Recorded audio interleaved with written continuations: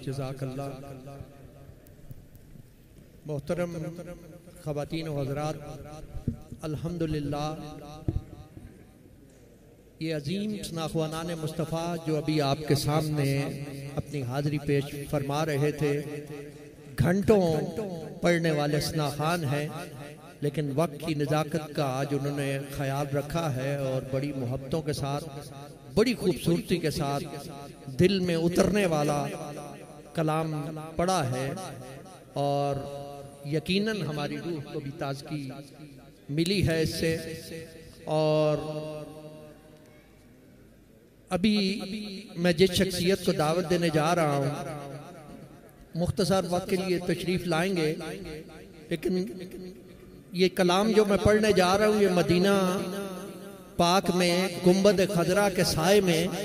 पहली दफा बैठकर मैंने पढ़ा है और ये गालबन शायर ने लिखना भी वहीं से शुरू किया था कि ज़बान महवे सना है गुंबदे खजरा के साए में। ये बहुत लंबा कलाम है, लेकिन मैं सिर्फ 4-5 अशार पेश करूंगा। अलहाज मोहम्मद हनीफ नूरी कादरी साहब को मैंने वहां ये सबक सुनाया था और आज फिर उनको दावत देने जा रहा हूं कि ज़बान महवे सना है गुंबदे खजरा के साए में, मुअद्दब इल्तिजा है गुंबदे खजरा के साए में, मुअद्दब इल्तिजा है गुंबदे खजरा के साए में, और दरे बख्शिश खुला है गुंबदे खजरा के साए में, बुरा भी पारसा है गुंबदे खजरा के साए में, और सरे महशर मीज़ाने करम पर तोला जाएगा वो आंसू जो गिरा है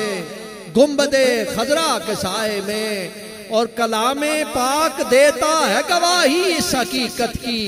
मुकद्दर जागता है गुंबदे खजरा के साए में, और समझता है खामोशी की ज़बान उनका करम खालिद, खामोशी भी सदा है गुंबदे खजरा के साए में। ज़बान महवे सना है गुंबदे खजरा के साए में, मुअद्दब इल्तिजा है गुंबदे खजरा के साए में। अलहाज मोहम्मद हनीफ नूरी कादरी साहब तशरीफ लाते हैं।